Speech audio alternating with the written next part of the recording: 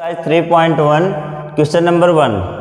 ठीक है, हमारे पहले दो चैप्टर हो चुके हैं कंप्लीट, फर्स्ट और सेकंड। आप प्लेलिस्ट में जाके उनको देख सकते हैं। एक एक क्वेश्चन मैंने बिल्कुल बारीकी से करवाया है अभी। अब क्वेश्चन नंबर 1 भाई, इसमें आफ्ताब है। पहले मैं आपको स्टेटमेंट समझा देता हूँ क्या पूछा है भाई। आफ्ताब नाम का एक शख्स है, वो कहता है कि मेरी आयु अब जितनी है उससे 7 साल पहले जो मेरी आयु है वो मेरी बेटी की आयु से 7 टाइम्स थी, 7 गुना थी भी, 7 ईयर एगो भी। और 3 साल बाद, अब के 3 साल बाद कितनी टाइम्स रह जाएगी? 3 टाइम्स 3 साल, 3 गुना भी। क्लियर है बात? 3 साल बाद। अब देखिए भी प्रेजेंट एज उसकी भी, आफ्ताब की प्रेजेंट एज भी हम सपोज कर लेते हैं प्रेजेंट एज ऑफ आफ्ताब भी x, और उसकी जो डॉटर थी उसकी y भी। ये बात समझ में आई? अब 7 साल पहले, पहली लाइन में लिख रखा है कि 7 साल पहले मेरी आयु मेरी बेटी की आयु से 7 टाइम्स थी, 7 गुना थी। तो 7 ईयर एगो भी इसकी एज क्या होगी भी? 7 ईयर एगो आफ्ताब की एज भी। अब x है तो 7 साल पहले क्या होगी? x minus 7। जैसे आप करते हो, आपकी आयु मान लो 15 साल है तो 7 साल पहले क्या थी? 15 माइनस 7। तो वैसे ही मैंने लिखा भी, अब की एज कितनी है? x, 7 साल पहले x माइनस 7। अब देखिए भी, और 7 ईयर एगो जो डॉटर की एज थी वो कितनी होगी?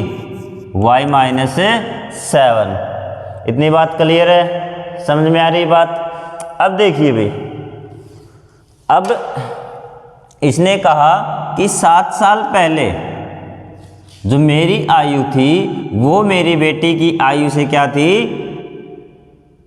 7 टाइम्स, 7 गुना थी। ये कैसे आया अभी? ये देखिए एक बार मैंने कैसे किया। मान लो आफ्ताब की एज कितनी थी? 21, और उसकी बेटी की आयु थी 7 साल पहले 3, तो ये 7 गुना हो गई ना।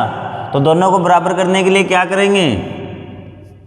जितने टाइम्स ज़्यादा है उतने से मल्टीप्लाई करेंगे, उतने से गुणा करेंगे, ताकि दोनों क्या हो जाए? बराबर हो जाए भी। ये एज थी, ये इसकी क्या थी? 7 गुना भी।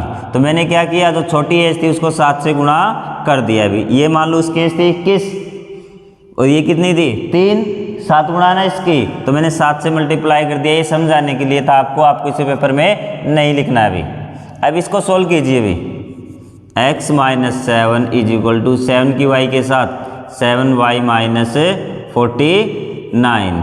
अब y को इस साइड ले जाइए, जो x और y ना उनको एक साथ लाना आपको, बाकी को एक साइड भी।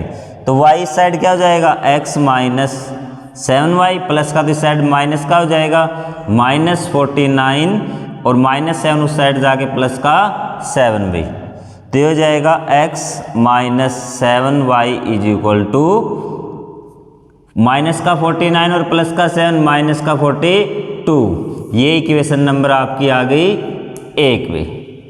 अब 3 ईयर एगो भी, सॉरी 3 ईयर आफ्टर 3 ईयर्स, 3 साल बाद उसकी एज क्या होगी भी? यहाँ लिखेंगे 3 ईयर लेटर भी। आफ्ताब की जो एज है वो क्या होगी भी? x प्लस 3 होगी। अब 20 है तो 3 साल बाद 20 प्लस 3, और उसी प्रकार जो डॉटर की एज होगी वो कितनी होगी? y प्लस 3 भी। अब इसने कहा कि 3 साल बाद मेरी आयु कितनी गुनी होगी? 3 टाइम्स भी। तो x प्लस में 3, y प्लस में 3। कितने टाइम्स है? 3 टाइम्स। तो मैंने कर दिया x plus 3 is equal to 3 की y के साथ 3y प्लस में 9 भी। अब y को इस साइड ले आइए, x माइनस 3y और 9 माइनस 3 भी। तो ये हो जाएगा x minus 3y is equal to 6। समझ में आई इक्वेशन? दोनों दो इक्वेशन आ गई हमारी 1 और 2 भी। अब हमें इनका ग्राफ बनाना है। एक बार आप इसका स्क्रीनशॉट ले लीजिए भी, ठीक है?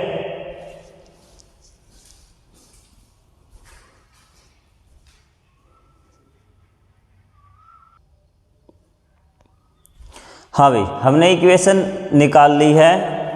अब हम इसका ग्राफ बनाना है। पहले x और y की वैल्यू रखनी है भी इसमें। एक बार x की वैल्यू 0 रखेंगे, एक बार y की वैल्यू कुछ भी रखेंगे जिससे हमारी x और y की वैल्यू आ जाए भी। ठीक है, तो इसमें हम क्या करेंगे, ऐसी वैल्यू निकालनी है जो 10 से छोटी आए भी। ठीक है, वरना ग्राफ में हमें दिक्कत होगी भी।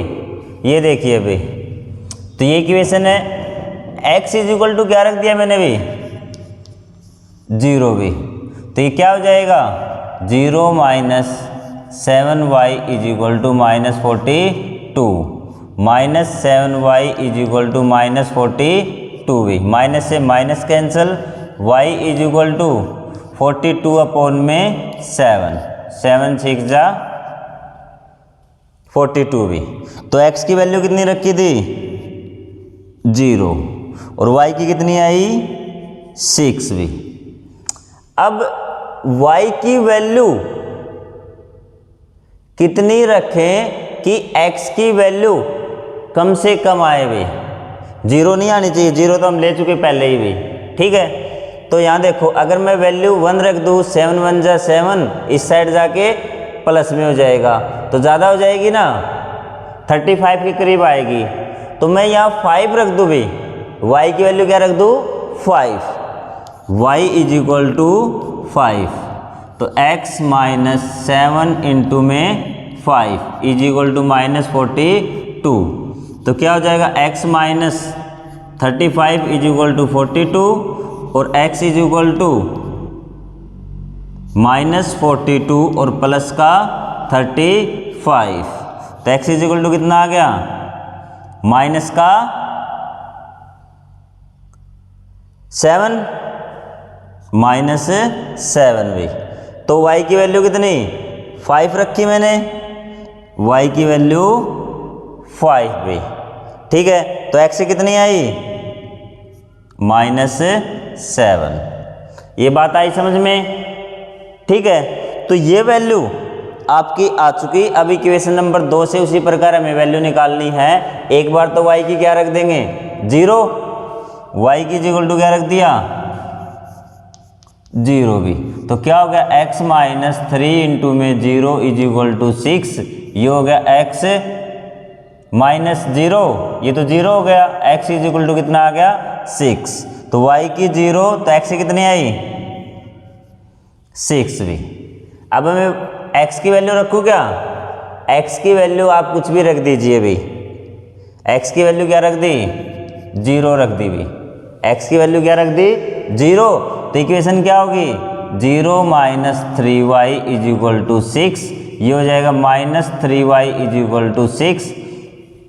इसके आगे से माइनस हमें हटाना है भी, तो क्या करेंगे, दोनों तरफ माइनस से गुणा करने पर भी क्या जाएगा, -3y, इसकी भी माइनस से गुणा कर दी और माइनस से इसकी भी कर दी। ये माइनस माइनस क्या हो जाएगा, 3y प्लस का इज इक्वल टू -6 और y is equal to -6 upon में 3, और ये 3 2 जा -2 भी, 3 2 जा 6 होता नहीं, माइनस इसके आगे था भी। तो ये x की कितनी रखी है हमने, 0, और y की क्या आई, -2। ये दोनों इक्वेशंस की हमने x और y की टेबल की वैल्यू निकाल ली है। अब हम इसे ग्राफ में रखेंगे भी। ठीक है, पहले x के, ठीक है भी, ये माइनस के होते हैं भी। ग्राफ बनाना तो आता होगा आपको, छोटी क्लासेज में भी आपने कर लिया होगा भी। ये x एक्सिस है, x डैश मान लो, ये x हो गया, ये y एक्सिस है भी, ये y डैश। पहले एक इक्वेशन का ग्राफ बनाएंगे भी। x की वैल्यू कितनी, 0 और y की 6। x की 0 कहाँ है भी, यहाँ 0 होती है x और y की भी, और y 6, 1 2 3 4 5 6, ये रहा हमारा पॉइंट, जहाँ ये हो गया कौन सा पॉइंट हमारा, x0 और y6। अगर पॉइंट के किसी के आप लिख रहे हो ये, तो आपको पहले x की वैल्यू लिखनी और फिर y की भी। अब इसका दूसरा भी, -7x और प्लस का 5y भी, -7 भी x का, -7 कहाँ है x का भी, ये रहा, और y का क्या, 5 भी, y का 5, ये है ना। तो ये देखो, इस साइड जाएंगे और ये y के 5 की साइड भी, ये आ गया भी। क्या वैल्यू थी इसकी? -7 और 5 भी। दोनों पॉइंट आ गए हमारे। अब क्या करेंगे, इस लाइन को हम खींच देंगे भी।